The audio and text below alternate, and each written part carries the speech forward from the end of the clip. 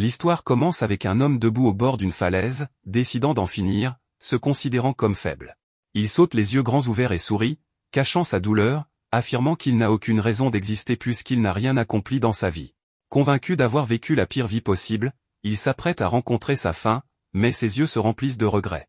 À ce moment-là, nous sommes transportés dans le passé et découvrons un groupe d'aventuriers combattant des monstres dans un donjon. Le guerrier du groupe, Zoïd, affronte un monstre géant ressemblant à un rat, tandis que la mage, Jolene, prépare un sort final. L'homme que nous avons vu plus tôt fait également partie de leur équipe, se tenant derrière Jolene comme un véritable loser. Il est clair qu'il est un poids mort, son travail étant ironiquement de porter les bagages de son équipe. Jolene achève son sort de feu et anéantit le monstre en une seule attaque. Après avoir vaincu le monstre, Jolene et Zoïd se tournent vers N, qu'ils appellent le ramasseur d'ordures, et lui demandent de récupérer les restes du monstre. Trop faible, il trébuche et tombe, s'humiliant devant ceux qui le considèrent déjà comme complètement inutile. Zoïd commence à le harceler pour son inutilité, mais Jolene l'arrête en disant qu'il n'est qu'un simple bas commun, contrairement à eux, des hauts communs. N s'excuse en expliquant qu'il portait beaucoup de poids sur son dos, ce qui l'a déséquilibré. Il se met néanmoins au travail et utilise la seule compétence qu'il possède, l'évaluation, pour analyser le monstre. Nous apprenons que son métier est évaluateur, considéré comme un travail très bas de gamme dans ce monde, raison pour laquelle il est traité comme un déchet par tout le monde. Dans ce monde, une personne reçoit un métier de la déesse de la lumière et une compétence de la déesse des ténèbres à sa naissance.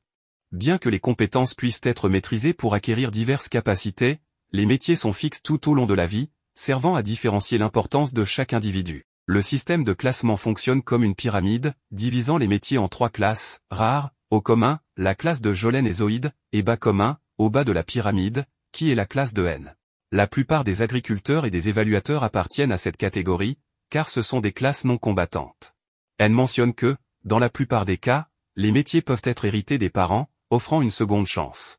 Cependant, N a perdu ses 2 parents très jeunes et s'est retrouvé coincé avec son métier d'évaluateur. Malgré tout, il n'a pas abandonné et a choisi de devenir aventurier au lieu de fermier, espérant un jour faire fortune.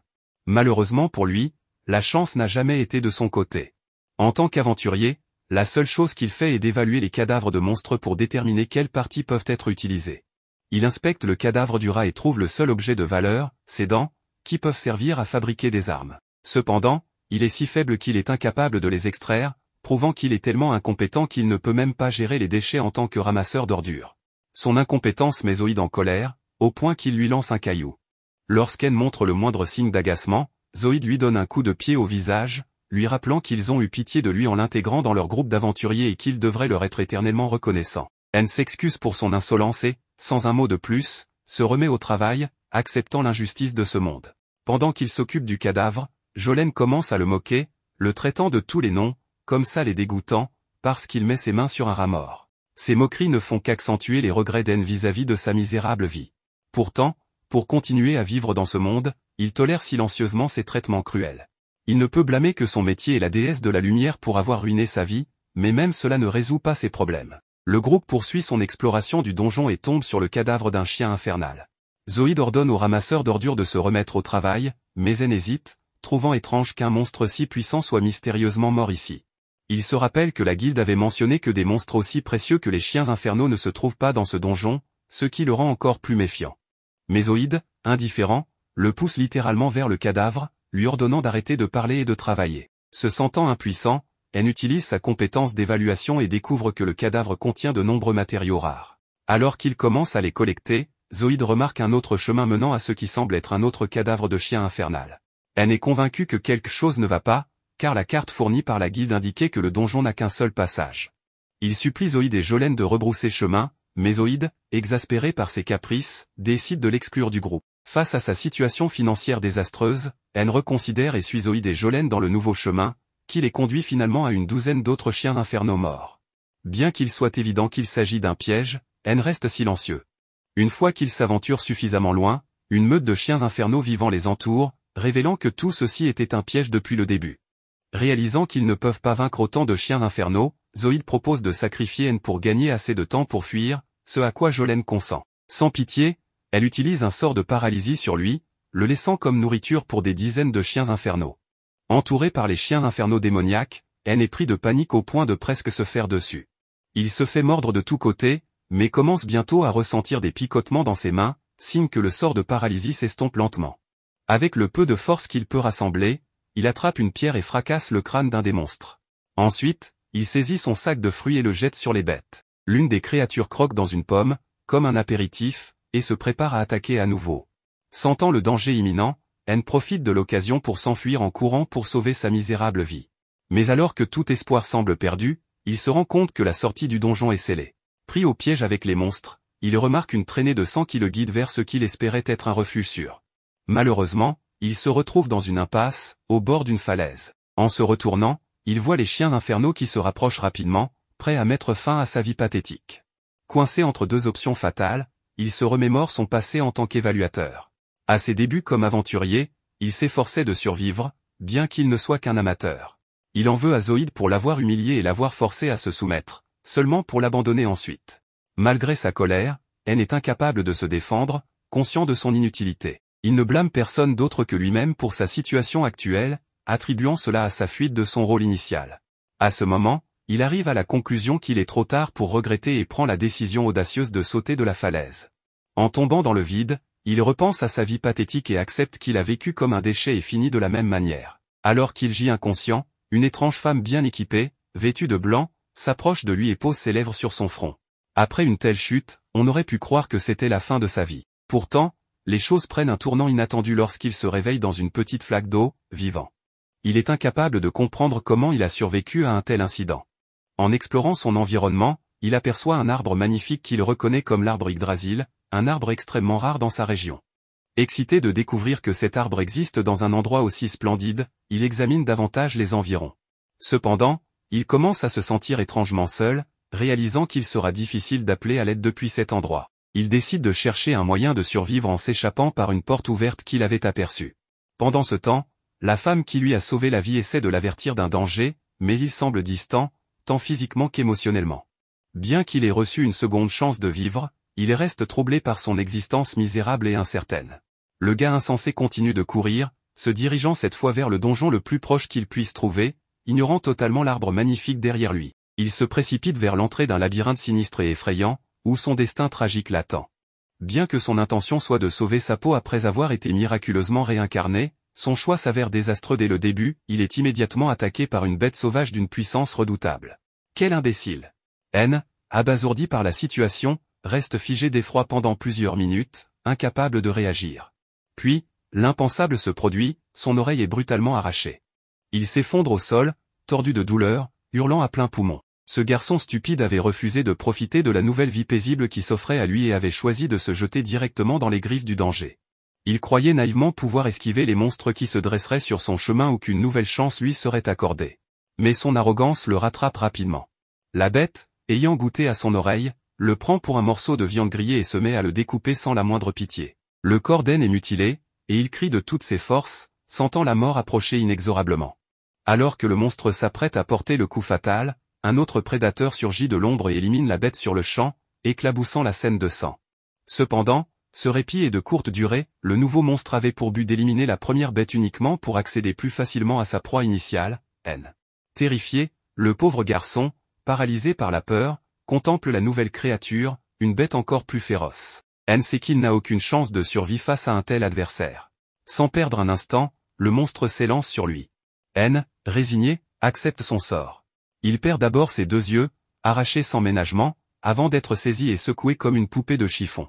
Chaque muscle de son corps est broyé, et il regrette amèrement sa deuxième existence. Il se languit que cette torture se termine enfin par la mort. Cependant, contre toute attente, son destin prend un tournant surprenant. Au moment où il est sur le point de mourir, une jeune fille puissante surgit pour le sauver avec une magie impressionnante. En un clin d'œil, elle neutralise la bête, expliquant qu'elle agit sur ordre d'une belle dame. À sa grande surprise, il découvre que cette dame n'est autre que la mystérieuse femme en blanc qu'il avait aidée plus tôt, bien qu'il n'ait jamais su qu'elle existait réellement. Quand N rouvre les yeux, il découvre une magnifique jeune fille assise juste devant lui.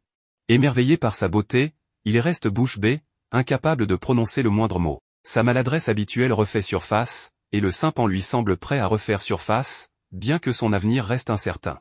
Cet elfe, qui semble sorti d'un conte de fées, lui offre une tasse de thé, mais elle ne sait pas comment réagir. Une autre femme apparaît à ses côtés pour lui expliquer que sa fille lui offre une tasse de thé qu'elle a préparée elle-même. Elle insiste pour qu'il la boive et montre sa gratitude. Avant qu'il ne puisse demander qui elles sont, la femme le force à boire tout le thé. Cependant, même après cela, il reste fasciné par la beauté de l'elfe. Quelques minutes plus tard, il leur demande si ce sont elles qui l'ont sauvé. La femme précise qu'elle n'avait pas l'intention de sauver une forme de vie aussi inférieure, mais sa fille, Yuri, l'a supplié de l'aider. Elle n'a donc eu d'autre choix que d'éliminer les monstres, et il doit la remercier de tout son cœur. Il la remercie en l'appelant par son nom, ce qui la fait rougir, mais cela pousse aussi la femme à lui donner un coup de pied au visage.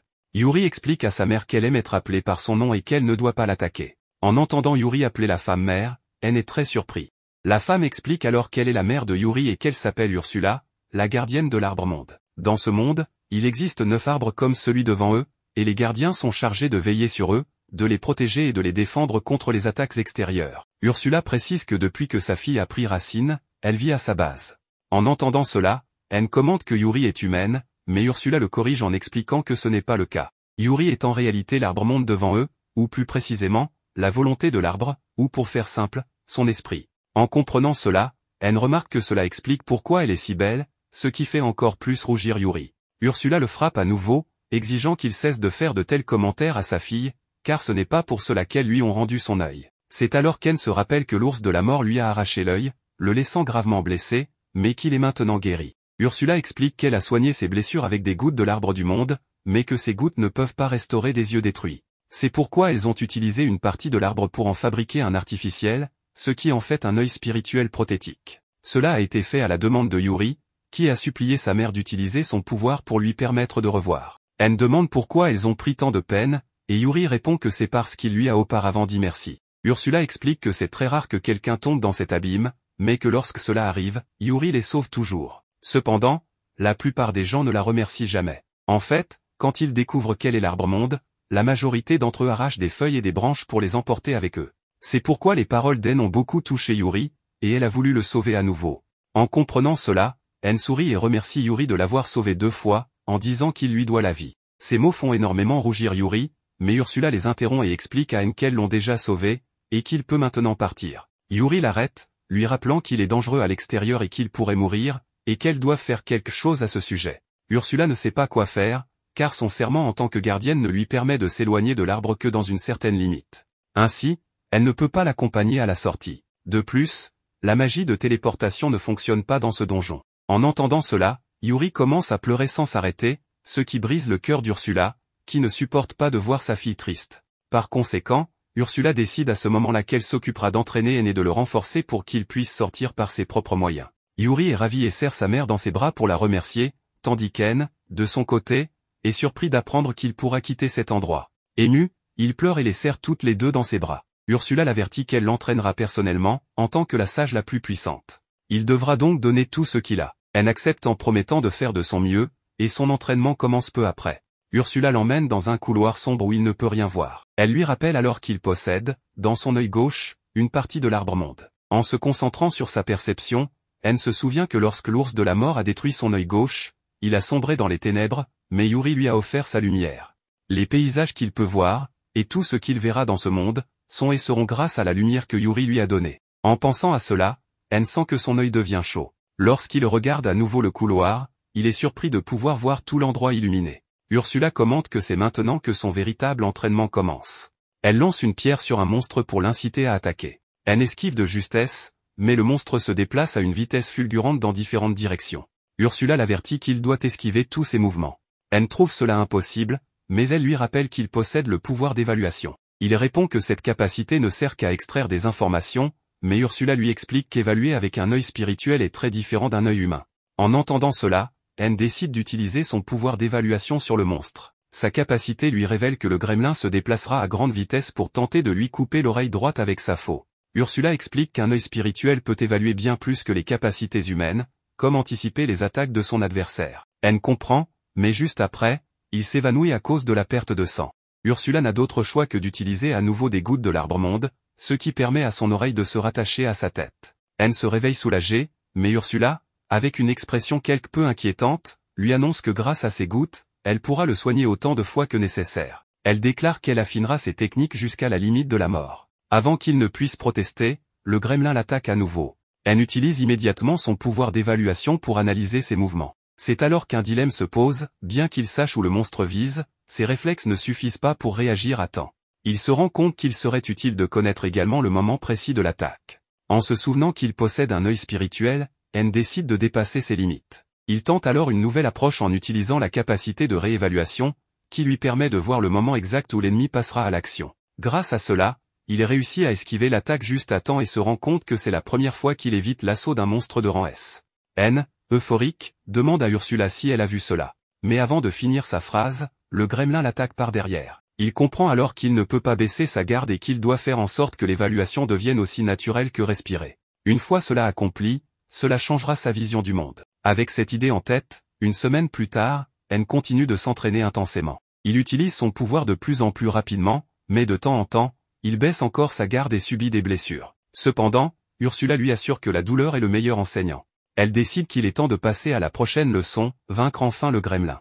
N répond que le combat n'est pas son domaine, mais Ursula le sait déjà et précise que la clé réside dans l'utilisation de son œil pour l'aider. Ursula lui remet une épée en bois fabriquée à partir de l'arbre du monde, expliquant que Yuri lui a demandé de lui donner cet objet. Yuri a enduré la douleur de s'arracher une branche pour la fabriquer, donc elle ne doit absolument pas la casser. Elle accepte avec soin et remercie une fois de plus Yuri pour son aide, se sentant plus motivée à s'entraîner. En sachant où et quand attaquer le gremlin, elle attend le moment exact pour frapper, mais ses mouvements s'avèrent trop lents. Après plusieurs tentatives, il réalise qu'en plus d'observer le mouvement, il pourrait aussi visualiser la trajectoire de l'attaque grâce à son œil spirituel. Il décide d'utiliser une super évaluation, qui lui permet de voir son adversaire comme au ralenti. Grâce à cette capacité, il parvient enfin à vaincre le gremlin en un seul coup, ce qui le surprend énormément. C'est alors qu'il comprend que même si ses mouvements semblaient lents, ils étaient en réalité extrêmement rapides, et qu'un contre-attaque avec cette vitesse pourrait être fatal. N est très excité, car c'est la première fois qu'il vainc un adversaire,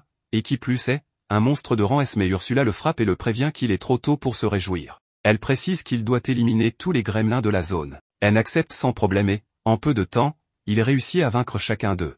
Ursula décide alors de passer à la leçon suivante, évaluer la capacité d'un gremlin et s'en approprier. Elle explique que les humains acquièrent des compétences en les apprenant, tandis que les monstres naissent avec elles. Évaluer consiste à lire les informations sur l'adversaire, à les comprendre et à les assimiler. Avec son œil spirituel, N peut non seulement obtenir des connaissances, mais aussi acquérir de l'expérience. Assez surpris, N essaie de s'approprier une compétence, mais s'effondre immédiatement avec un cri de douleur, disant que c'est comme si son cerveau était inondé d'informations. Une fois calmé, il décide de vérifier s'il a vraiment acquis la compétence du gremlin et est stupéfait de voir à quelle vitesse il peut courir. Cependant, son corps ne supporte pas une telle vitesse, ce qui lui déchire les muscles. Malgré cela, Ursula le soigne simplement et lui ordonne de continuer à courir. Elle explique que les muscles se renforcent chaque fois qu'ils se déchirent, et qu'après avoir répété cela des milliers de fois, il aura un corps capable de supporter n'importe quelle vitesse.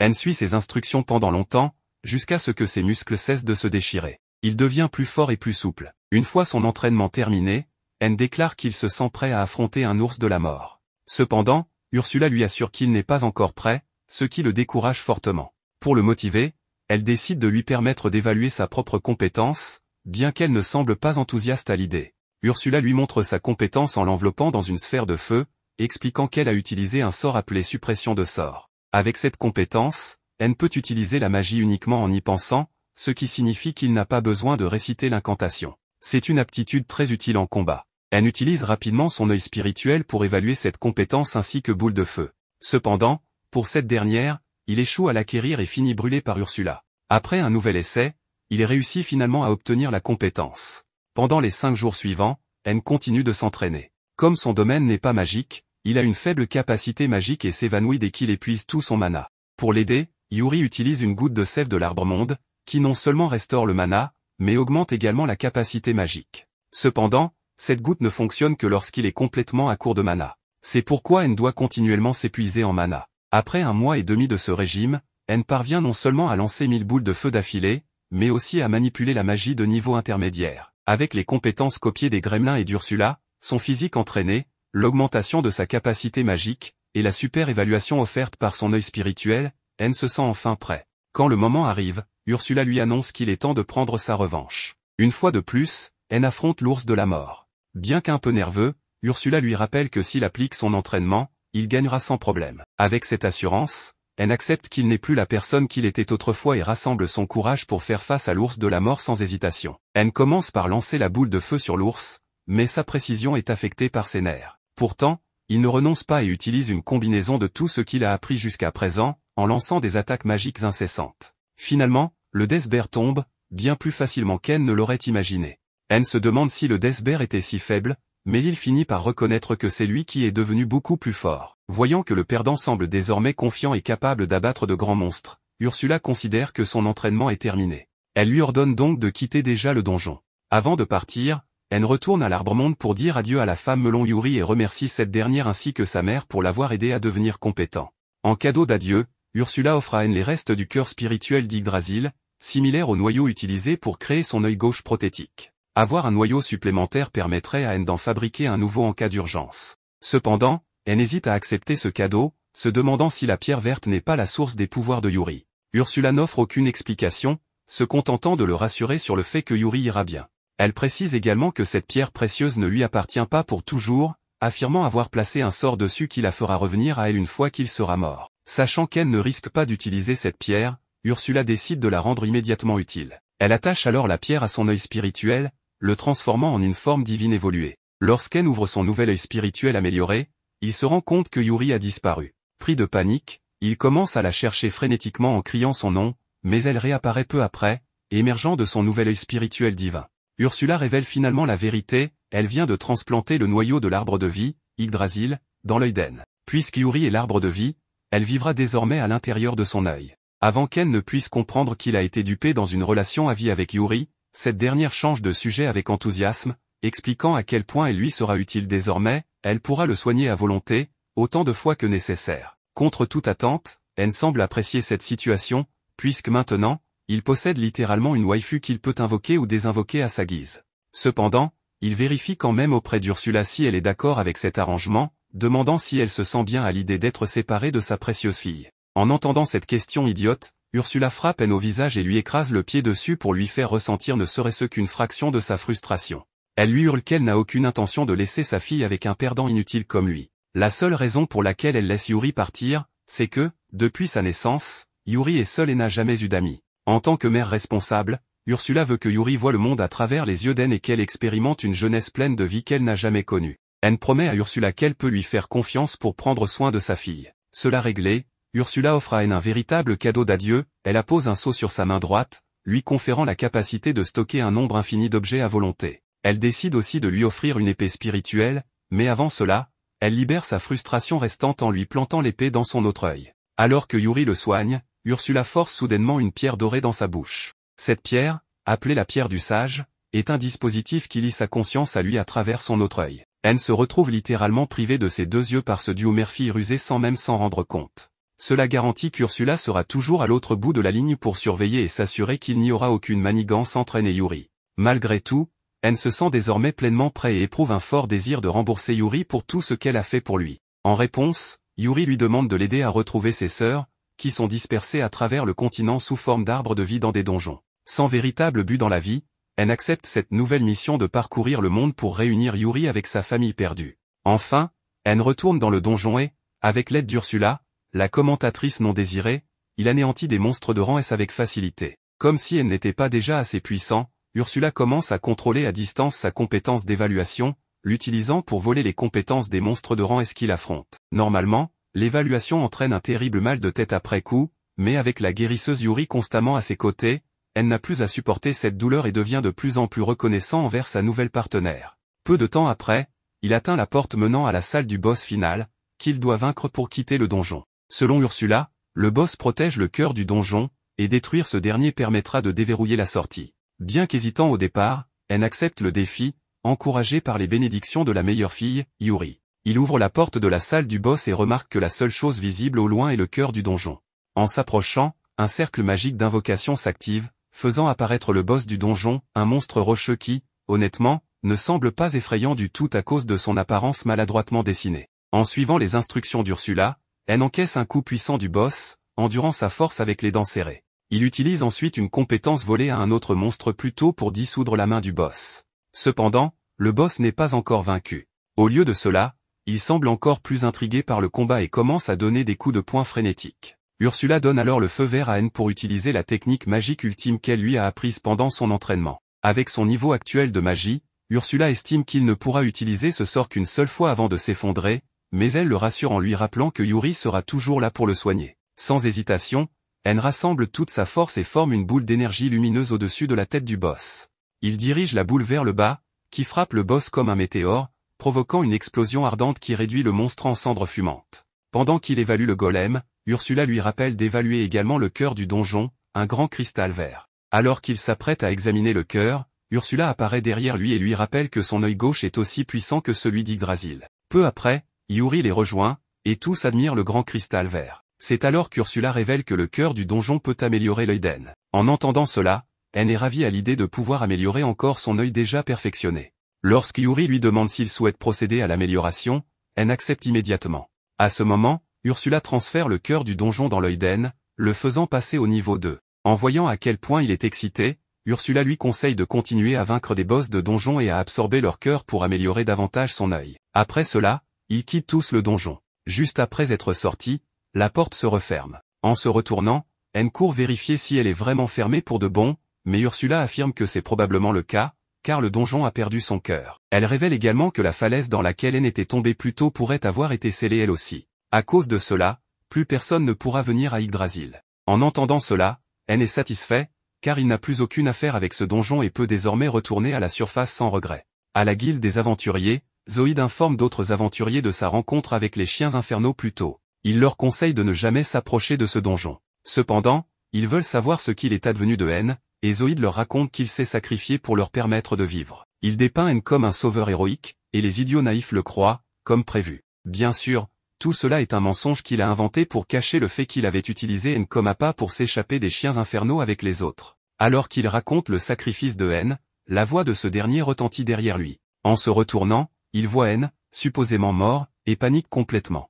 Il cherche à savoir comment cet idiot est encore en vie, mais N lui répond fièrement qu'il a éliminé tous les monstres. Zoïde ne croit pas un mot, pensant qu'N n'était qu'un faible incapable. En observant la réaction de Zoïde envers N, les aventuriers commencent à douter de son histoire. À ce moment-là, N révèle la véritable histoire, Zoïde l'avait paralysé et utilisé comme appât pour les chiens infernaux. En entendant cela, les aventuriers, furieux, passent à tabac Zoïde pour sa trahison.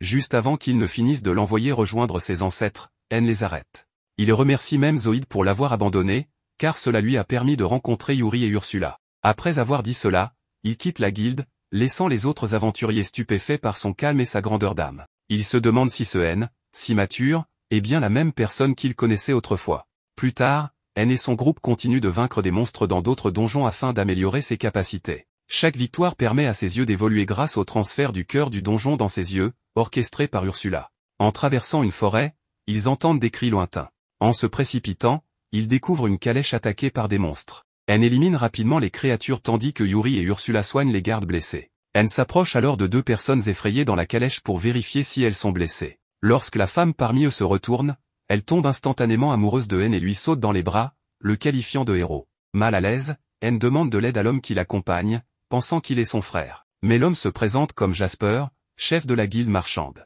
Dans un retournement de situation, la femme s'avère être la princesse Claudia, une membre de la royauté. Elle insiste pour les inviter dans son manoir afin de les remercier convenablement pour leur aide. Bien qu'N pense que Yuri et Ursula méritent davantage de remerciements pour avoir soigné les blessés, Claudia les remercie cordialement avant de leur demander d'abandonner les formalités et de simplement l'appeler Claudia. À ce moment, Claudia tente à nouveau de sauter sur N, mais Yuri s'interpose. Lorsque Claudia demande pourquoi, Yuri avoue à contre-cœur qu'N est son mari. N se demande quand le mariage a bien pu avoir lieu. Comme si cela n'était pas déjà assez surprenant, Claudia déclare qu'elle ne voit aucun inconvénient à être la seconde épouse.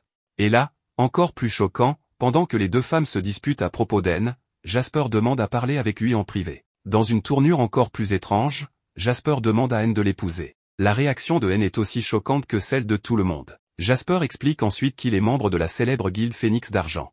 Il emmène N dans un entrepôt souterrain où il lui montre une collection impressionnante de joyaux et de pierres précieuses qu'il a accumulées au fil des ans. Jasper reconnaît que l'œil gauche d'N est un cœur spirituel et raconte une histoire étrange sur la façon dont Yggdrasil a quitté la surface pour devenir un cœur secret utilisé pour sceller le roi démon. À cause de cela, Jasper veut épouser N pour avoir une chance de se refléter dans ses yeux spirituels. Oui, c'est aussi bizarre que cela en a l'air. Surprenamment, Ursula conseille à N d'accepter cette offre, principalement pour obtenir des informations sur des donjons cachés que Jasper pourrait connaître. Bien que cette idée semble étrangement tentante pour N, il propose seulement de devenir l'ami de Jasper.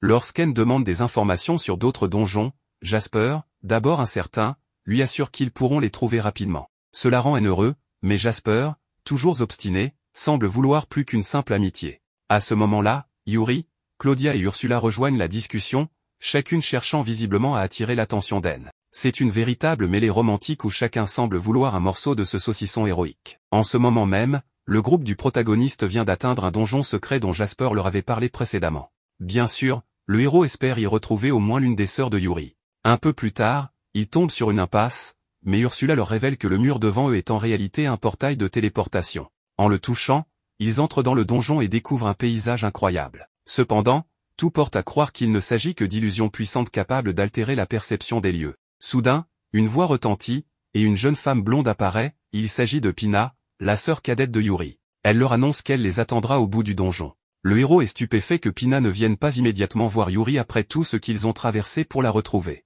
Mais elle refuse, affirmant qu'elle préfère les attendre plus loin. D'ailleurs, elle leur explique avoir placé de nombreux monstres et pièges sur leur chemin, et prévient Yuri que son petit ami devra se montrer à la hauteur, sous peine de mourir. Yuri est gêné par cette appellation, mais le protagoniste reste concentré sur sa mission. Il estime que l'endroit est trop dangereux pour Yuri et lui demande de retourner en lieu sûr. Puis, il avance prudemment dans le donjon, malgré les avertissements de Pina, qui le met en garde contre les dangers extrêmes de cet endroit. Mais ce qu'elle ignore, c'est que le héros est accompagné de Yuri et d'Ursula, qui l'aident à esquiver les nombreux pièges disséminés sur le parcours. Pina n'en revient pas, il franchit avec une facilité déconcertante les pièges qu'elle avait mis tant de temps à installer. Elle décide alors d'envoyer des monstres redoutables contre lui. Peu après, il tombe sur une créature de rang S, capable de manipuler les plantes. Cette créature diffuse un gaz soporifique pour endormir ses ennemis, mais grâce à sa résistance aux altérations d'état, le héros n'en ressent aucun effet. Il élimine le monstre, l'évalue et obtient de nouvelles capacités impressionnantes.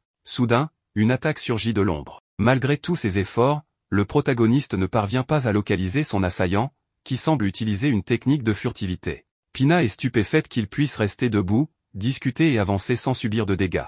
Il lui explique alors qu'il possède la capacité annulation d'embuscade et que son aptitude forteresse inébranlable le rend insensible aux attaques normales. Pina espère encore que ses fourmis furtives parviendront à le blesser sans être repérées. Mais Ursula les détecte immédiatement et les élimine en un instant. Grâce à cela, le protagoniste acquiert lui aussi des compétences en furtivité. Pina est sous le choc, comment un simple humain peut-il anéantir ces monstres de rang S avec une telle aisance? Elle lui demande ce qui le rend si puissant, et il lui répond que Yuri lui a offert quelques cadeaux qui le rendent incroyablement fort. Cette réponse irrite Pina, mais elle ne renonce pas et envoie ses créatures les plus redoutables, une gigantesque araignée et un centaure. Une fois encore, le héros et son groupe les éliminent d'un seul coup. Ursula évalue leur capacité et annonce que le protagoniste peut désormais créer des fils d'acier et améliorer ses flèches. De plus, il développe une capacité qui lui permet d'esquiver automatiquement les attaques à distance. Chaque seconde qui passe, il devient encore plus puissant. Pina n'est plus en colère, elle est simplement abasourdie par la situation. Pendant ce temps, on retrouve Zoïde, qui traverse une période difficile. Il tient le protagoniste pour responsable de tous ses malheurs. Un flashback nous ramène à une scène dans un bar, les habitants le méprisent et murmurent dans son dos, le considérant comme un être répugnant après avoir utilisé son propre compagnon comme appât. Dans ce même bar, il croise Ghislaine et lui demande où elle était passée. Elle le supplie de s'éloigner, tandis que les autres clients prennent sa défense. Elle leur a raconté que Zoïde l'avait forcé à utiliser un sort de paralysie contre le héros. Rejeté de toutes parts, Zoïde comprend qu'il doit accomplir un exploit pour retrouver la confiance des gens. Il décide alors de se lancer seul dans une mission périlleuse. C'est ainsi qu'il se retrouve dans le même donjon que le héros et finit par être téléporté dans cet endroit mystérieux. Comme il est pathétique, Zoïde tombe dans le tout premier piège. Mais au lieu de mourir, il revient simplement au point de départ. Pina lui explique alors que personne ne peut mourir dans cet endroit, et qu'il doit recommencer. En apprenant cela, Zoïde perd toute crainte et se lance à corps perdu dans le donjon, tentant encore et encore de le traverser malgré les difficultés. Après un moment, il se demande à quel point cet endroit peut être vaste. C'est alors qu'il tombe soudainement sur un gigantesque lézard qui le blesse grièvement en un instant. Pina lui propose de l'extraire du donjon s'il abandonne, mais Zoïde refuse catégoriquement. Alors qu'il semble condamné, un homme surgit de nulle part et élimine le monstre en une fraction de seconde. Reconnaissant, Zoïde s'apprête à remercier son sauveur, mais lorsqu'il réalise qu'il s'agit de N, il est sous le choc total. Il lui demande ce qu'il fait ici, et le héros répond tout naturellement qu'il est venu conquérir le donjon. Pendant qu'il évalue le crocodile vaincu, Zoïde est incapable de comprendre comment un crasseux a pu abattre une telle créature d'un seul coup. Le protagoniste demande à Yuri de soigner Zoïde, et grâce à quelques gouttes de son élixir, il retrouve la pleine santé. Avant que Zoïde ne puisse poser davantage de questions, N lui lance une compétence d'endormissement et demande à Pina de l'évacuer du donjon. Enfin, le héros arrive à la salle du boss. La rouquine l'attend et lui annonce que s'il ne parvient pas à vaincre le gardien, il ne pourra jamais la rejoindre. N est un peu perplexe, car il pensait que vaincre le boss suffirait à sceller l'arbre-monde. Mais Ursula lui explique que rien ne changera tant que le noyau du labyrinthe ne sera pas détruit. Le protagoniste pousse un soupir, mais il est surpris de découvrir une nouvelle jungle à l'intérieur même du donjon. Soudain, le sol tremble violemment. Ursula l'alerte, leur ennemi c'est le terrain lui-même. Et oui, devant eux se dresse un gigantesque monstre semblable à une tortue, et visiblement, il n'est pas d'humeur à plaisanter. Le héros n'en revient pas, mais il sait qu'il n'a pas le temps de se plaindre. Il se met immédiatement en position de combat et envoie des boules de feu sur la créature. Cependant, il réalise rapidement que ses attaques ne lui infligent aucun dégât. Ursula perçoit une énergie magique familière dans les environs, mais elle rappelle au héros qu'il affronte un adversaire extrêmement puissant et qu'ils doivent se concentrer. La tortue lance alors une hydrobombe dévastatrice. Elle utilise sa super évaluation et par l'attaque, la renvoyant à l'envoyeur. Malheureusement, cela ne semble avoir aucun effet non plus. Le héros commence à s'inquiéter, aucun de ses assauts ne fonctionne. Il réfléchit un instant et comprend enfin que les attaques magiques sont inefficaces parce que le corps de la tortue n'est qu'une illusion. Elle utilise alors une compétence pour dissiper l'illusion, révélant ainsi la véritable apparence du boss. Et surprise, la redoutable tortue n'est en réalité qu'une adorable petite créature. L'illusion était si puissante qu'elle altérait l'espace lui-même, à tel point qu'Ursula n'avait rien détecté. Elle félicite alors N, car il a remporté ce combat entièrement par ses propres moyens. Le héros évalue la tortue et découvre qu'elle serait la fille de la tortue noire, l'une des 4 bêtes sacrées de la création. Ursula émet toutefois des doutes, trouvant cette information peu crédible. N demande à Pina s'il doit tuer la tortue pour valider sa victoire. Elle lui répond que oui, sinon il ne pourra pas achever l'épreuve du donjon. Mais le héros considère que briser l'illusion équivaut déjà à une victoire et qu'il n'a aucune raison de faire souffrir une créature aussi mignonne. Devant son insistance, Pina finit par céder. N a officiellement triomphé. Enfin, ils atteignent la véritable Pina. Yuri, folle de joie après tant de temps, se jette sur elle pour l'enlacer. La rouquine est aussi heureuse de revoir sa sœur, mais elle avoue qu'elle avait surtout hâte de rencontrer en personne celui qui lui cause tant de problèmes, autrement dit, le héros. Yuri s'empresse de défendre N, expliquant qu'il est en réalité un homme bon et bienveillant. Pina en profite aussitôt pour la taquiner à ce sujet. Yuri ne sait pas trop quoi dire, mais elle réalise que sa sœur est restée la même qu'avant. Bien sûr, cela la réjouit de la voir toujours aussi enjouée. De son côté, N ressent une certaine sérénité en voyant que la blonde a enfin retrouvé l'une de ses sœurs. Pina en profite alors pour leur faire une petite demande, elle veut les accompagner dans leur voyage. Après avoir passé trop de temps sous terre, elle rêve d'explorer la surface. En échange, elle leur offrira son noyau spirituel. Yuri accepte immédiatement avec enthousiasme, et le héros, voyant que la blonde est d'accord, accepte à son tour. Soudain, la petite tortue bondit sur le sol et se transforme en une jeune femme. Elle se présente comme Kurohime, fille de la tortue noire et gardienne de Pina. Elle n'en revient pas. De plus, elle semble bien connaître Ursula. Mais chose encore plus surprenante, Ursula se montre étrangement polie avec elle, ce qui choque totalement le héros. Il ne l'avait jamais vue agir ainsi. Ursula informe alors N que, avant d'emmener Pina, il doit obtenir la bénédiction de Kurohime ou Kuro, pour les intimes. Sans perdre une seconde, N lui demande donc son autorisation. Heureusement, Kuro n'a aucun problème avec le départ de Pina. En fait, elle souhaite même qu'elle découvre le monde extérieur et en apprenne davantage. Cependant, Kuro pose une condition, elle veut les accompagner aussi. Pour cela, elle lui remet une pierre philosophale qui lui permettra de voyager avec eux, tout comme Yuri et Ursula. En prime, elle possède une capacité spéciale, une barrière ultra résistante, qui leur sera d'une grande aide. Comme elle n'y voit aucun inconvénient, tout le monde finit par se joindre à lui. Peu après, Ursula revient avec le noyau spirituel. Grâce à cela, l'œil spirituel divin du héros atteint le niveau 4, lui permettant désormais de voir les arts oculaires et d'évaluer les illusions. N est ravi, mais surtout, il est heureux de voir Yuri aussi épanoui. En voyant cela, Ursula le remercie sincèrement. Mais la mission est loin d'être terminée car, il reste encore 6 sœurs à retrouver. Pendant ce temps, Zoïde finit par se réveiller. Il se souvient qu'il l'a sauvée, et, sans trop savoir pourquoi, il fond en larmes. Peut-être est-il bouleversé par le changement radical de ce simple crasseux, comme il l'appelait autrefois. Ce sera une évolution intéressante à suivre en bien ou en mal. Le protagoniste s'est rendu jusqu'à la guilde des aventuriers la plus proche avec Jasper, surtout parce que ce dernier servira d'influence sur place. N souhaite vendre à la guilde tout ce qu'il a récolté. Mais pour cela, il doit remettre sa carte d'aventurier. La réceptionniste et toutes les personnes présentes pensent qu'N se moque de Jasper, car il leur semble ridicule qu'il soit évaluateur. Cependant, N sort tout ce qu'il a collecté, et tout le monde est surpris. Mais rapidement, il commence à soupçonner qu'il a simplement volé ses objets pour les revendre, le prenant pour un escroc. C'est précisément pour cette raison qu'En ne voulait pas venir ici, il déteste attirer l'attention et encore plus le mépris envers les classes inférieures. Mais soudain, Megan, la chef de la guilde des aventuriers de la capitale, intervient. Elle leur dit qu'il ne devrait pas critiquer quelqu'un à cause de son travail. Elle s'approche du protagoniste et lui dit qu'il a de très beaux yeux. La réceptionniste vient de vérifier l'authenticité des objets grâce à l'œil de la vérité et confirme que tout est réel. Jasper informe alors tout le monde qu'En possède la force nécessaire pour vaincre toutes sortes de créatures. La réceptionniste s'excuse auprès du protagoniste. Megan lui annonce qu'elle la réprimandera plus tard, car juger quelqu'un sur son travail est arrogant. La blonde trouve intéressant que,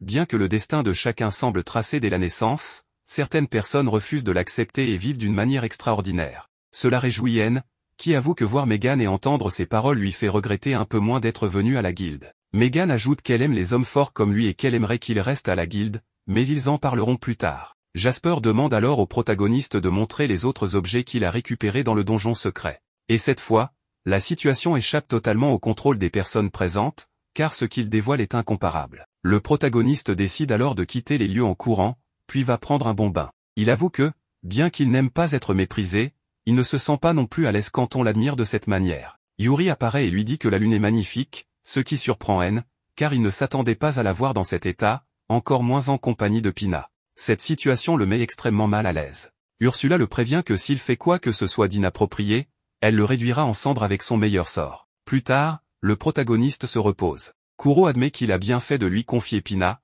car cela faisait longtemps qu'elle ne l'avait pas vue aussi heureuse.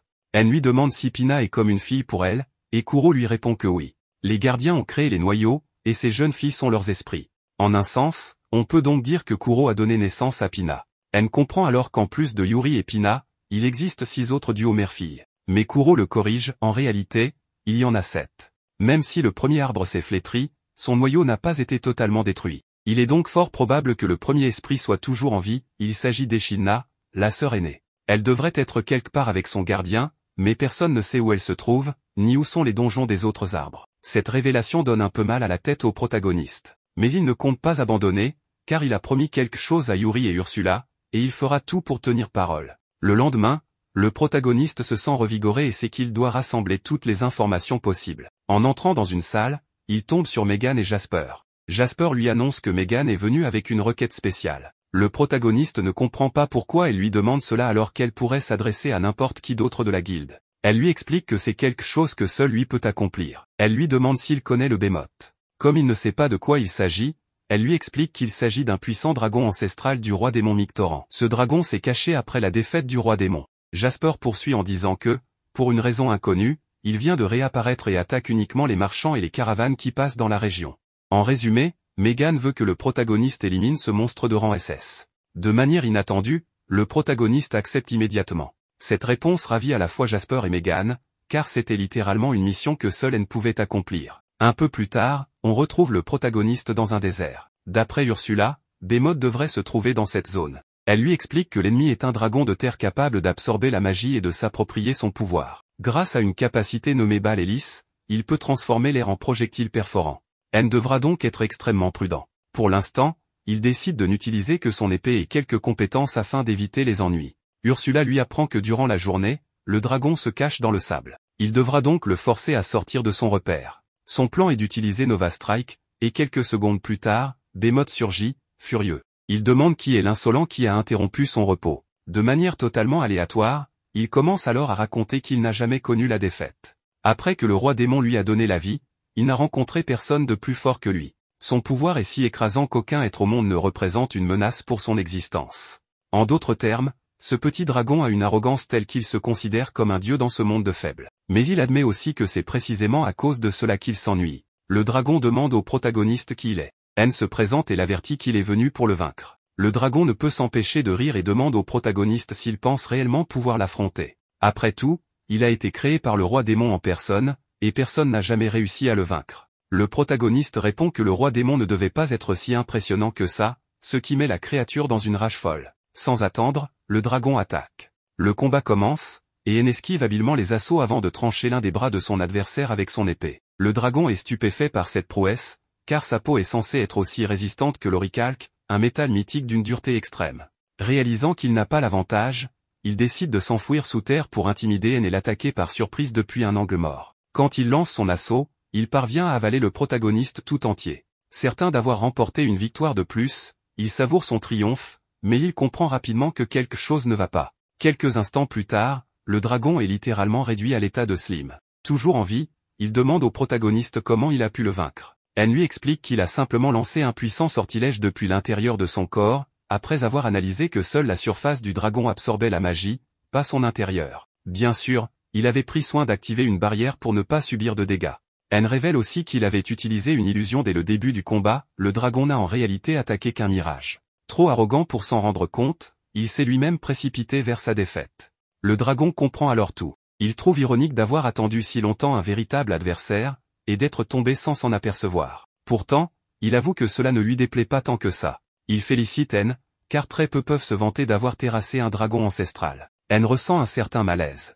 Il se demande si le dragon était réellement mauvais, ou s'il a simplement été créé ainsi. Peut-être aurait-il été différent s'il avait été conçu avec de la bienveillance? Ursula balaye immédiatement cette pensée, affirmant que la nature ne change pas. N ferait mieux d'évaluer les compétences qu'il vient d'acquérir. Il découvre alors qu'il vient de débloquer des capacités incroyablement puissantes. Peut-être même trop, selon lui. Mais les filles ne tardent pas à le féliciter, car jusqu'ici, seul le héros légendaire ayant scellé le roi démon avait réussi un tel exploit. Elle insiste sur le fait que tout cela est grâce à elle, ce sont elles qui lui ont donné la force qu'il possède. De retour en ville, Claudia apparaît et s'excuse de ne pas être venue plus tôt. Elle rappelle qu'elle veut devenir sa seconde épouse et l'inviter à rencontrer son père. À ce moment, un homme imposant fait son entrée, c'est le roi en personne. Elle ne sait pas comment réagir face à cette figure majestueuse, qui ressemble à un personnage tout droit sorti de Game of Thrones et qui arbore une expression sévère. Mais contre toute attente, le roi lui dit de se détendre. Il est ravi de le rencontrer et le trouve fascinant. Il explique qu'il a appris par Megan qu'En a vaincu le puissant dragon Behemoth ancestral. En tant que roi, il souhaite le remercier pour cet exploit hors du commun. Elle minimise l'événement, mais le souverain confirme que tout ce que Claudia lui a raconté sur lui est vrai, il est un chevalier humble et très séduisant. Mais ce n'est pas tout. Le roi rappelle aussi qu'En a sauvé sa fille, un acte de grande noblesse. Pour lui témoigner sa gratitude, il s'incline devant lui.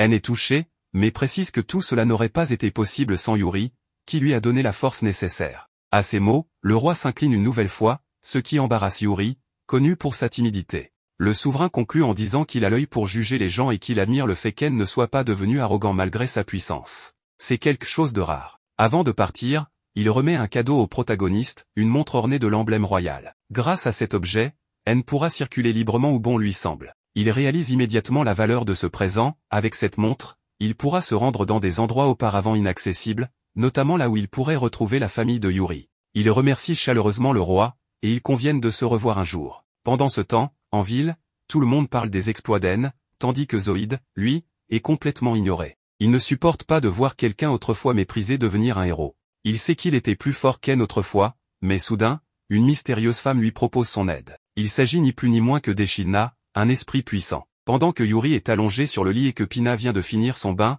la blonde avoue être un peu inquiète, car le protagoniste ne s'est pas encore réveillé. Pina lui conseille de ne pas trop s'en faire et de plutôt lui préparer quelque chose à manger pour qu'il puisse reprendre des forces dès son réveil. En attendant, elles devraient aller faire des courses ensemble, car cela fait longtemps qu'elles ne sont pas sorties toutes les deux.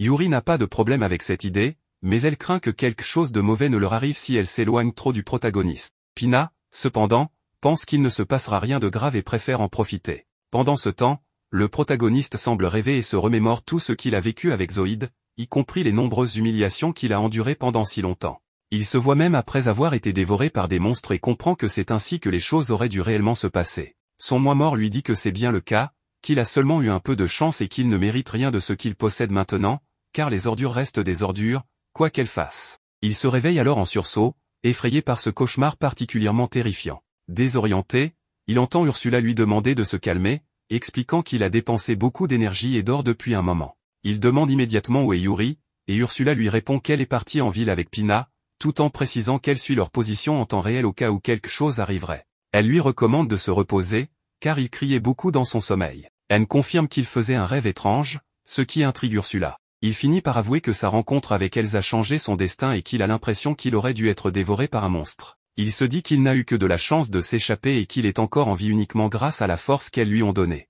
Au fond de lui, il sent qu'il n'a pas changé et qu'il reste une ordure, exactement comme Zoïde le lui a dit. Pendant ce temps, Zoïde est avec Echidna, qui lui propose de l'aider dans sa vengeance.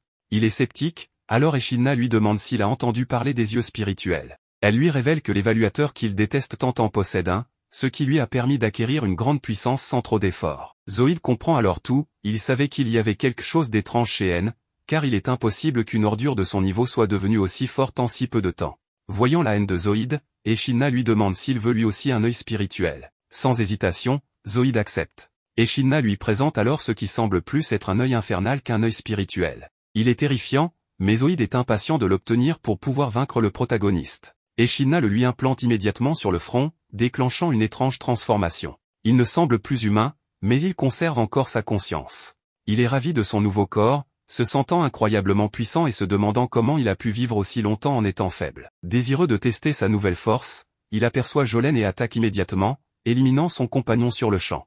Jolene reconnaît la voix de Zoïde, terrifiée, lui demande pardon pour ce qu'elle a fait. Elle lui propose même de dire à la guilde qu'elle est la seule responsable du piège tendu au protagoniste. Elle précise que l'homme qu'il vient de tuer n'était pas son petit ami, espérant ainsi apaiser sa colère. Paniquée, elle pleure de peur face à ce nouveau Zoïde, mais celui-ci reste indifférent et la laisse dans un état pitoyable. Pendant ce temps, Yuri et Pina marchent en ville. Yuri veut devenir plus forte pour ne plus avoir à être protégée en permanence. Soudain, un bruit violent retentit et les gens commencent à fuir en hurlant, annonçant l'arrivée d'un monstre terrifiant.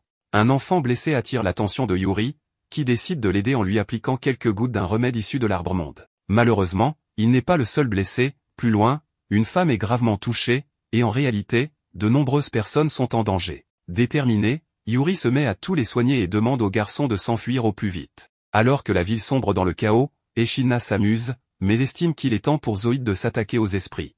Zoïde ne comprend pas son objectif, mais elle lui explique que si les esprits sont éliminés, le protagoniste perdra l'accès à ses pouvoirs. Dans ce cas, N redeviendra le pathétique faible qu'il était auparavant. Juste après avoir fini de soigner une personne, Yuri voit Zoïde apparaître, prêt à l'éliminer.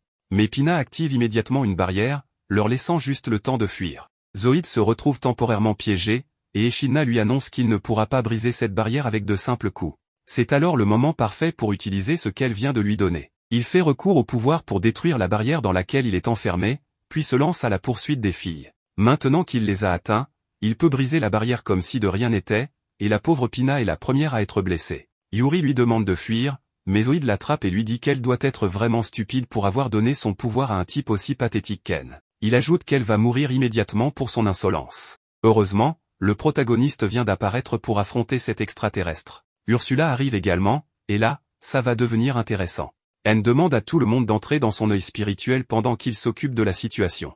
Il utilise immédiatement évaluation, mais tout ce qu'il obtient, c'est que son adversaire est une chimère. Ursula lui explique que cela ressemble à une capacité de dissimulation, mais qu'elle est suffisamment avancée pour tromper un œil spirituel divin. Le combat commence et le protagoniste parvient à repousser une attaque, mais veut maintenant ériger une barrière pour gagner du temps. Yuri l'avertit que cela ne fonctionnera pas, et heureusement qu'elle le lui dit à temps, car sinon, il aurait été grièvement blessé. Echidna sait que les barrières du protagoniste sont nulles, alors elle est persuadée que ce jour sera le dernier pour lui. Zoïde lui demande si c'est tout ce qu'il a, mais le protagoniste reconnaît sa voix et est surpris de le voir dans cet état. Zoïde lui explique qu'un esprit lui a accordé sa bénédiction, le faisant évoluer, tout comme lui. Mais notre héros ne comprend pas ce qu'il veut dire. Ursula lui dit de se concentrer sur le combat. Zoïde en profite pour lui asséner un coup puissant et continue d'attaquer. Ursula ne comprend pas pourquoi le protagoniste hésite autant. À ce rythme, il va perdre. Zoïde, lui, est impressionné par sa nouvelle force et ne comprend pas pourquoi le protagoniste ne l'utilise pas à son avantage. Il sait qu'ils sont pareils d'une certaine manière. Il poursuit en affirmant que N veut au fond de lui se venger de ce qu'il lui a fait par le passé, l'humilier, l'insulter et l'abandonner à la mort. Le protagoniste nie tout cela, mais son moi intérieur lui demande s'il dit la vérité. Le N sinistre lui rappelle que tout le monde s'est moqué de lui à cause de sa classe, que tout le monde l'a traité comme un moins que rien. Il lui dit qu'il devrait comprendre que Zoïde, dans l'état monstrueux où il est son reflet. Notre héros ne peut pas tolérer ces paroles, mais N sinistre insiste, ils sont identiques. Ils ont tous deux fait tout ce qu'ils pouvaient pour survivre, même les choses les plus ignobles, sans fierté ni dignité. Il lui rappelle que, même s'il est devenu plus fort, il reste un moins que rien. Mais Yuri intervient et lui dit d'arrêter, elle refuse qu'il parle ainsi de quelqu'un d'aussi merveilleux que le protagoniste. Ursula aussi le soutient et lui dit de se rappeler combien il a grandi, pas seulement en force, mais aussi en tant que personne. Elle lui rappelle qu'il n'a jamais blessé les plus faibles, qu'il a toujours fait le bien. Il doit comprendre qu'ils ne sont pas pareils et ne pas écouter un type comme Zoïde. Le N sinistre lui dit qu'il ne devrait pas se laisser manipuler par leurs paroles. Mais Yuri contre-attaque en lui rappelant tout ce qu'il a fait pour elle, il l'a aidé à retrouver sa famille et à changer son destin pour le mieux. Le protagoniste ne peut s'empêcher de pleurer et se demande s'il est réellement devenu plus fort. Yuri et Ursula lui assurent que oui. Zoïde continue d'insister pour qu'il accepte la vérité. Le protagoniste comprend qu'admettre certaines choses lui faciliterait la vie.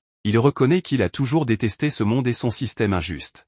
Il sait que tout ce qu'il a accompli, il le doit à Yuri et Ursula, et qu'il s'est sous-estimé pendant tout ce temps. Mais il réalise aussi que des personnes comme elle croient en lui. Alors il décide de leur faire honneur et de devenir le N qu'elles ont toujours vu en lui. Soudain, une immense énergie magique émane de lui. Ursula est satisfaite, N est le gardien que Yuri mérite. Elle le félicite, car maintenant qu'il accepte sa propre force, il peut utiliser 100% du pouvoir des esprits. Mais Zoïde n'en a rien à faire de tout ça. Il attaque, mais N le projette au loin d'un seul coup.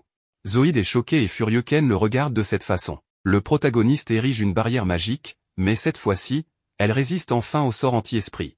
Zoïde réclame encore plus de pouvoir à Echidna pour vaincre N, et son corps commence à changer. Il est persuadé d'être le plus fort de tous et qu'il va écraser N. Mais le protagoniste le terrasse d'une attaque surpuissante. Alors que Zoïde est à terre, le protagoniste lui tend la main. Zoïde ne comprend pas pourquoi il l'aide encore. C'est précisément ce qui l'énerve le plus chez lui, il se croit supérieur. Le protagoniste lui répond qu'il n'y a rien de mal à aider quelqu'un.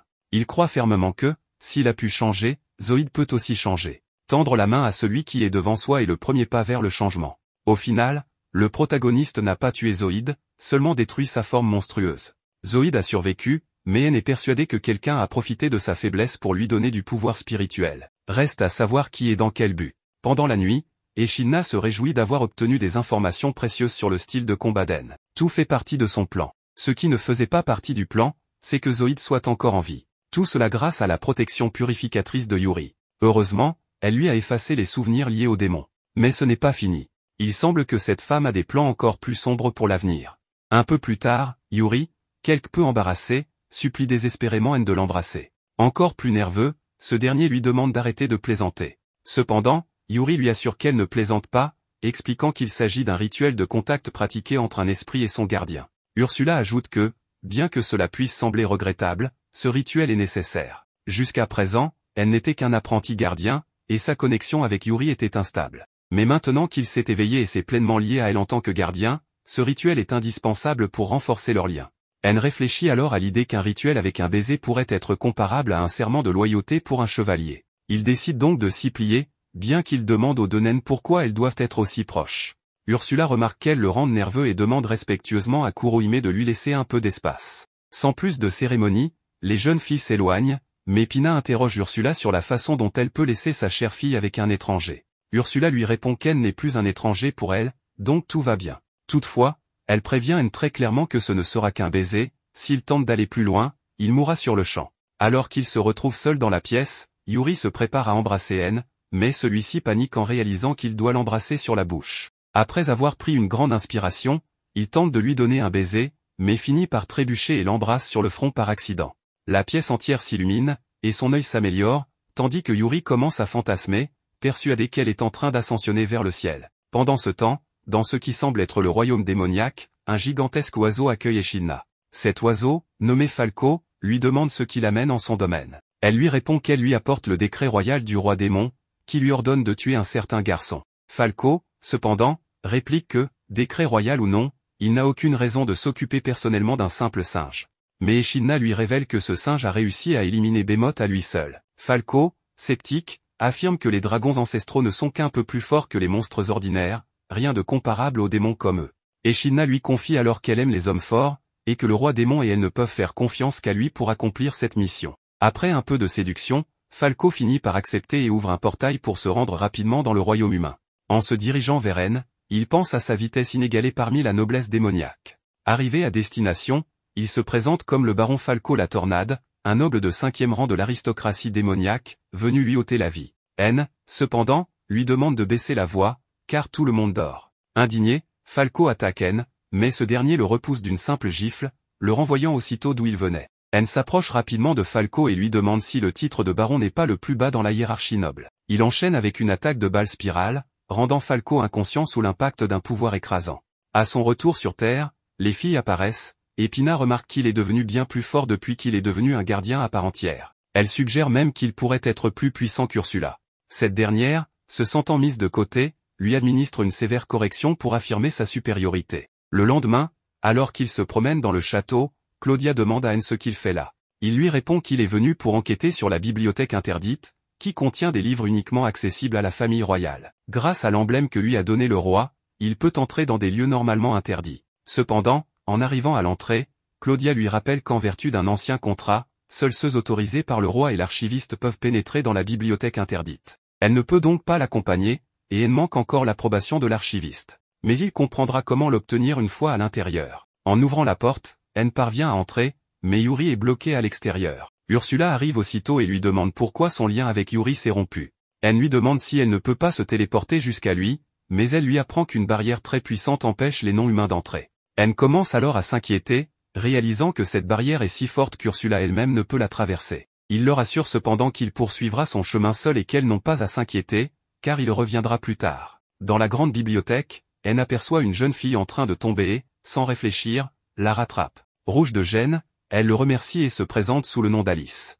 Anne lui demande pourquoi elle tombait ainsi, et elle explique qu'elle était en train de lire un livre et qu'elle a perdu la notion de son environnement. Elle lui révèle ensuite qu'elle est l'archiviste. Reconnaissant, Anne la remercie, car sans son approbation, il n'aurait pas pu entrer. Alice lui demande alors pourquoi il est venu, et Anne lui explique qu'il cherche des informations sur les donjons cachés, car il veut aider un être cher à retrouver sa famille. Touchée par sa requête, Alice lui remet un livre contenant toutes les informations sur le donjon caché. Anne, ravie, la remercie. Alice remarque ensuite que l'œil gauche d'Anne contient son noyau spirituel et en conclut qu'il est lié à Yuri. Elle lui révèle alors qu'elle aussi est un esprit de Yggdrasil. Plus tard, elle nettoie un donjon trouvé dans le livre donné par Alice, mais il réalise que ce n'est pas le donjon caché qu'il cherche.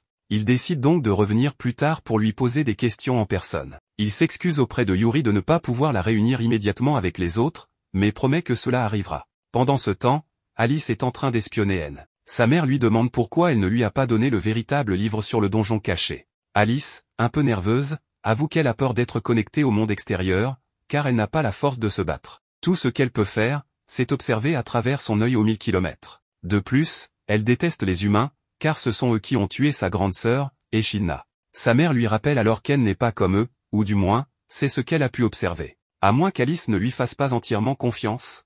À ce moment-là, Anne se souvient du moment où il lui a avoué être un esprit d'Yggdrasil. Sa mère et gardienne s'étaient alors présentée avec Anne sous le nom d'Akaane et lui avait fait savoir qu'elle était très reconnaissante, car cela faisait des années qu'elle n'avait pas vu sa fille aussi heureuse. Ce qui amène Anne à se demander où diable cette fille a appris à sourire ainsi. Mais passons à l'essentiel, Anne informe Alice que Yuri et Pina se trouvent à l'extérieur. Cependant, Akaane lui répond que c'est impossible, car Alice ne se trouve pas dans le château royal. Elle est actuellement enfermée dans un donjon secret totalement isolé, conçu pour être relié au château royal par une porte dotée d'une puissante restriction. Seuls ceux reconnus par le roi et par Alice peuvent la traverser. Ce lieu renferme l'histoire, les secrets et tout ce qui concerne cette nation. En échange de l'énergie magique qu'Yggdrasil fournit pour les protéger, elles ont le droit de lire les livres conservés là-bas. Cependant, si Alice ou Yuri franchissaient cette porte, elle briserait un ancien contrat en vigueur depuis longtemps. La seule manière pour elle de se retrouver sans enfreindre ce contrat est donc de localiser le donjon secret et la bibliothèque. Anne demande ce qu'il se passerait s'il sortait Alice de cette prison. Akaane lui répond que cela serait difficile, car sa précieuse fille n'est pas si forte. De plus, cela ne signifierait rien si Alice elle-même ne voulait pas partir. C'est alors qu'Anne s'approche d'elle et lui demande si elle ne veut pas voir ses sœurs, Yuri et Pina. En voyant son expression, il comprend qu'elle le veut, mais qu'elle a peur. Faire un pas vers un nouveau monde est effrayant, et il la comprend, car il a ressenti la même chose auparavant. Mais maintenant, il a Yuri, Ursula et toutes les autres à ses côtés, et grâce à elle, il a trouvé le courage d'aller de l'avant. C'est pourquoi il lui dit que si un jour elle trouve la force de franchir ce pas, il fera tout son possible pour la soutenir et éliminera tous les monstres qui se dresseront sur leur chemin pour la protéger. Alice, rouge de gêne, écoute Anne, qui lui demande alors si elle peut lui faire confiance et le laisser l'emmener auprès de ses sœurs. Cependant, elle sait qu'elle ne peut pas lui faire confiance aussi rapidement. Anne lui assure alors qu'il trouvera ce lieu et se met immédiatement à étudier le donjon secret à l'aide d'un livre. Akaane dit ensuite à Alice qu'elle n'est pas obligée de partir si elle ne le souhaite pas et qu'attendre qu'Anne trouve l'endroit pourrait être une option. Mais elle sait bien que sa fille est attachée à ce garçon, car ses émotions se lisent sur son visage. Alice a l'impression d'avoir déjà lu cette scène dans 1000 livres. Un nœud se forme dans sa poitrine, et son monde autrefois monochrome devient vif et coloré. Akaane lui suggère alors qu'il est peut-être temps de faire confiance à ce garçon. Et si jamais quelque chose ne va pas, elle pourra toujours revenir ici. Quoi qu'il arrive, elle sera toujours à ses côtés. À cet instant, Anne revient dans la bibliothèque. Alice rassemble alors son courage et demande à Anne de lui faire confiance et de l'emmener dans le monde extérieur. Sans perdre de temps, Anne la prend dans ses bras et, d'un grand saut, l'emmène jusqu'à Yggdrasil. Un peu plus tard, Akaane remet à Anne le noyau spirituel d'Alice. Comme elle ne peut pas utiliser la magie de téléportation, elle décide de confier son clone à Anne pour qu'il l'accompagne. Cependant, au moment de quitter le donjon, Anne se rend rapidement compte qu'Alice est très faible, elle est fatiguée rien qu'en marchant. Il la porte alors tout en éliminant tous les monstres qu'il croise sur leur chemin. Finalement, il vainc le boss du donjon, et Alice, inquiète, le touche pour vérifier s'il n'est pas blessé. Mais Anne lui assure qu'il va très bien. Akaane, amusé, fait remarquer qu'il est un charmeur naturel. Lorsqu'ils arrivent à la porte, Anne les avertit qu'ils sont sur le point d'atteindre l'extérieur. Cependant, Alice ne semble pas très heureuse. Akaane suggère que c'est peut-être parce qu'Anne ne la portera plus tout le temps. Mais Anne répond qu'elle peut toujours lui demander de la porter quand elle le souhaite, ce qui fait aussitôt changer l'expression d'Alice. Akaane s'excite en réalisant que sa petite fille est en pleine romance comique, ce qui pousse Alice, gênée, à utiliser sa magie contre elle. Un peu plus tard, Alice retrouve ses sœurs. Yuri, sans hésiter, se jette sur elle pour l'enlacer, mais Alice garde ses distances et lui demande de ne pas s'approcher. Akaane salue les autres gardiennes, tandis qu'Ursula, nerveuse, s'adresse à elle avec beaucoup de formalité. Yuri, folle de joie, serre Anne dans ses bras pour le remercier, ce qui rend Alice jalouse. Pina, en remarquant cela, s'amuse à la taquiner en serrant Anne dans ses bras et en lui disant qu'elle l'aime, tout en levant son bras et en commentant qu'il lui reste encore un autre bras libre. Yuri tente de s'y accrocher, mais Alice la devance. Pina demande alors à sa sœur si elle a peur que Yuri ou elle lui vole Anne. Anne lui demande d'arrêter de la taquiner, mais Pina, très sérieuse, lui demande directement s'il a des sentiments pour Alice. Les autres filles, inquiètes, posent la même question. Cela laisse Anne perplexe, dans quelle fichue situation vient-il de se retrouver?